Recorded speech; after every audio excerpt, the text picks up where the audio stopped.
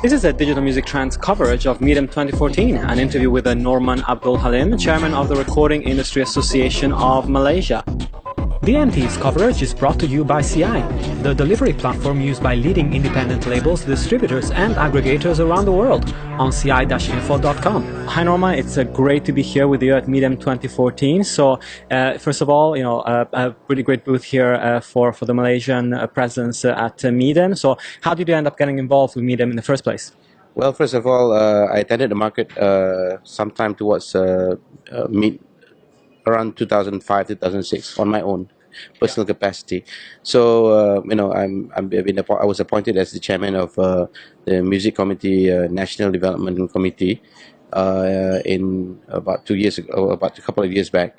And that was when actually I mooted the idea of actually having our presence here to the Malaysian government. And on behalf of recording industry in Malaysia, we represent about 300 record companies.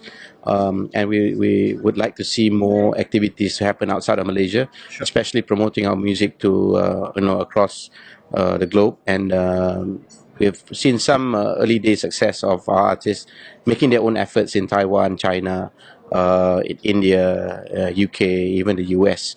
So I think our presence here in MIDEM is actually very important, especially to actually continuously build our presence in the global market space. Sure. Let's talk about the development of digital music in Malaysia as well. So what kind of digital services do you have at the moment, and what kind of opportunities do you see for growth there?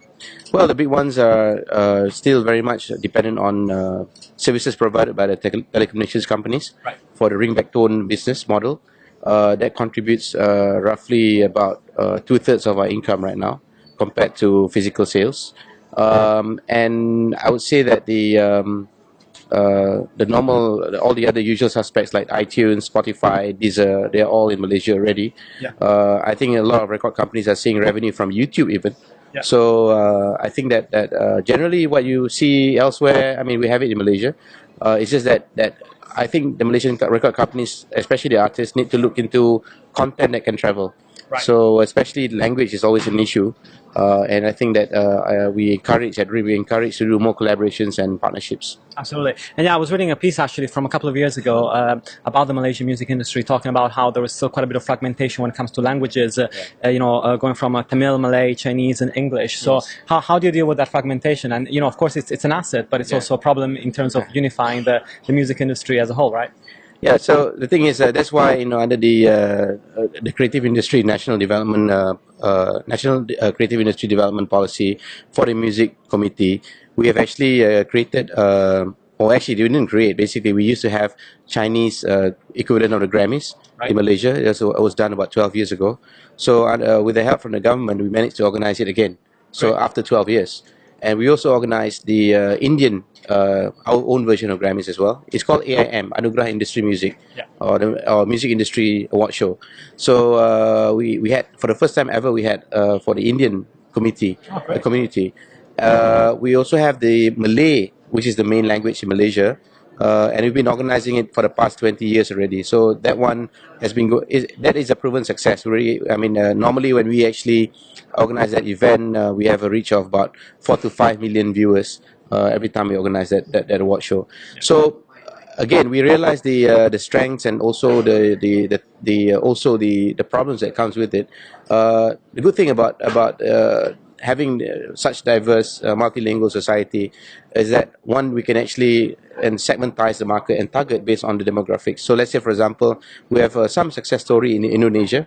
Our artists, they speak a different kind of Malay, but they call it Bahasa Indonesia, but it's still Bahasa. We speak Bahasa Malaysia. So it's similar, but it's not the same. But we have got some success of our artists in Indonesia, in Singapore and also in Brunei.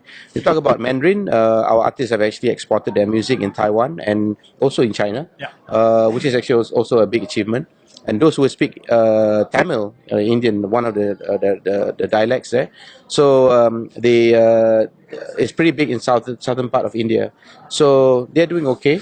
So again, English, that's the main one, and I feel that to actually break into all other countries around the world, I think it's very important for us to actually do more music in English.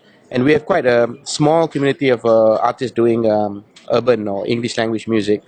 It's still pretty much small, but I think that, given the encouragement that's given by the government, we will actually see more Malaysian talents to travel. Yuna is actually one of our success stories. Yeah. She's already signed to Verve, which is actually a subsidiary of Universal, and she's touring right now in the US, and I think that's quite an inspiration for the rest of the artists in Malaysia. Absolutely. Looking at the way that the industry is structured as well, do you have a big major label presence? Is it mostly independent labels that are local to Malaysia? How does it work? We have Universal, Warner, and Sony in Malaysia. They are part of the RAIM as well. They sit in the council. But I must say that the contribution from the independent labels are getting more and more significant, especially in terms of exporting music. Right. For example, all these artists that I mentioned that actually have done some level of success are actually signed to independent labels. So of course, Yuna eventually signed to a subsidiary of Universal, but she started off as her own independent label as well. So I think it's the effort made by these Malaysian artists and Malaysian labels and managers actually try to open new territories and new opportunities. Whereas if you are signed to a major label, sometimes you get drowned in the priority list. I mean, the thing is, that's a reality. So I think that in order to see more Malaysian artists to travel, or even composers or performers, I would say that it's actually it's vital to see a lot more effort made by the indies. Yeah. Sure. And we're talking about digital services, and one of the key things that I've seen when I talk to people about Asia and the distribution models over there is that companies really have to adapt to different pricings for different territories, because every territory has got a very different economic outlook, and the population has got a different average income. And so do you see like services that come from outside, like these are, for example, adapt to that and offer plans that are actually affordable for the general population, or is it still a problem on the front? Well, iTunes, we still actually price it at 99 cents. Right. So I think that is actually still pretty much a standard price, an accepted price. Even for the ringback tone model, we see that it's actually the first, it's a subscription model, and you actually pay for on monthly basis. So it ranges from I think as low as 50 cents per week to 3 ringgit, which is actually roughly is about $1 US. Right. So 3 ringgit per month. So the thing is that goes to show that it's really an accepted price. Yeah. That if you look at to have access to music, it's not really to acquire right now. I mean, I think a lot of it is subscription model. They don't really own the music, but they have access to it, and the price level that we're looking at is around the same around the world. I mean, it's still pretty much the same. Yeah. So what is actually accepted in the US is actually accepted in Malaysia. Looking at the problem of course, copyright infringement, which is something that is still pretty much a problem for the recorded music industry, although streaming services are helping out on that front.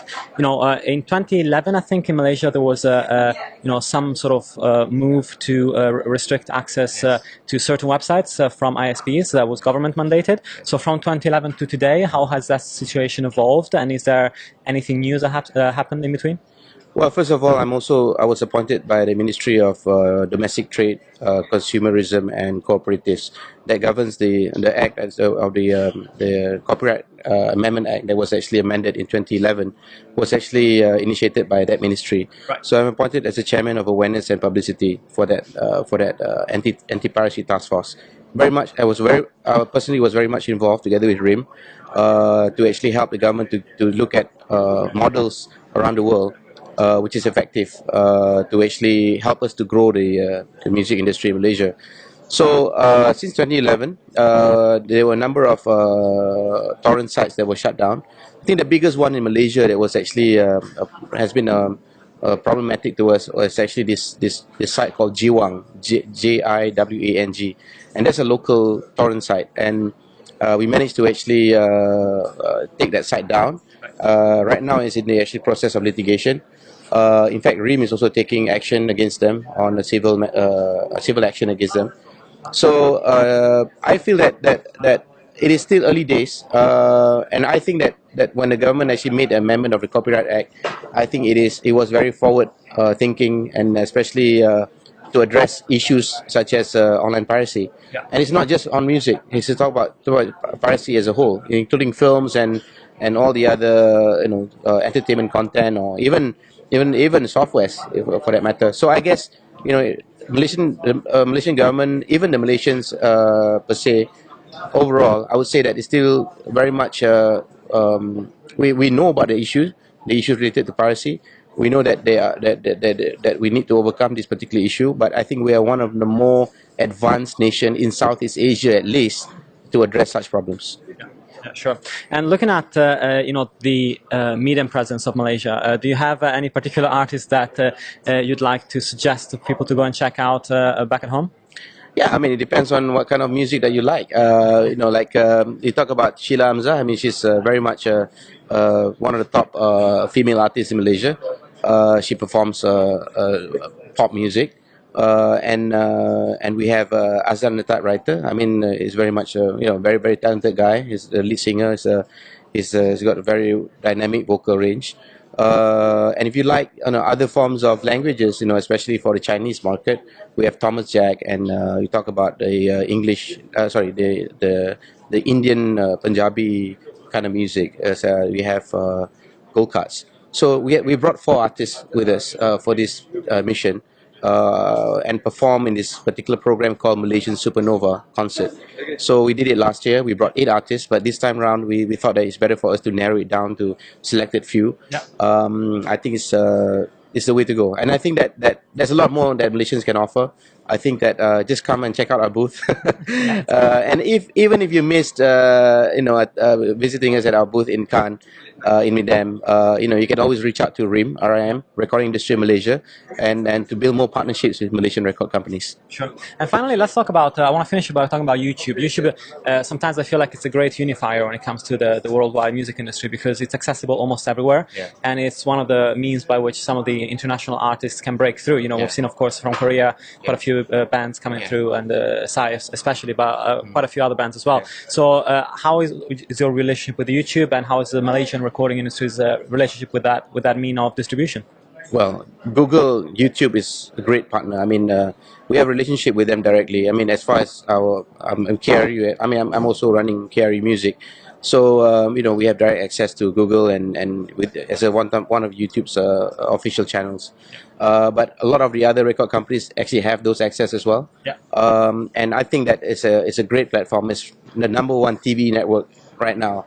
And it's the best thing is actually just how you build your presence on a social media platform to get your presence felt. And I think that one thing that is actually important that we realize in Malaysia is that we need to upgrade the standard quality of our music videos, because now it's all visual as well. It's not just the audio.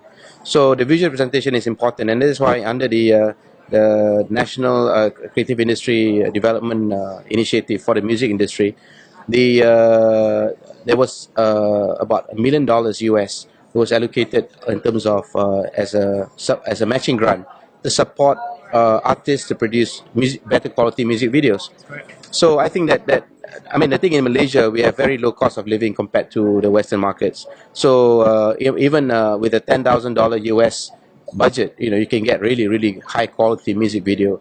So I can tell you that the government is actually listening to what the industry is trying to achieve. We're getting great support from the government. Even this time round also, it's actually the booth is sponsored by the government of Malaysia, and even the concert, the Supernova concert. So I think that we feel very comfortable that the struggles that we have been facing all this while, including piracy issues, are all being addressed. So it's work in progress. It's a positive outcome so far. But it's still work in progress. It's not like this is actually not our final destination. We're still on this journey on building the Malaysian music industry, and hopefully that we'll be able to achieve similar kind of success story as our Korean counterparts. That's great. Well, Norman, thank you so much for your time, and this has been the Digital Music Trends coverage of MIDEM 2014. Thanks. Thank you very much.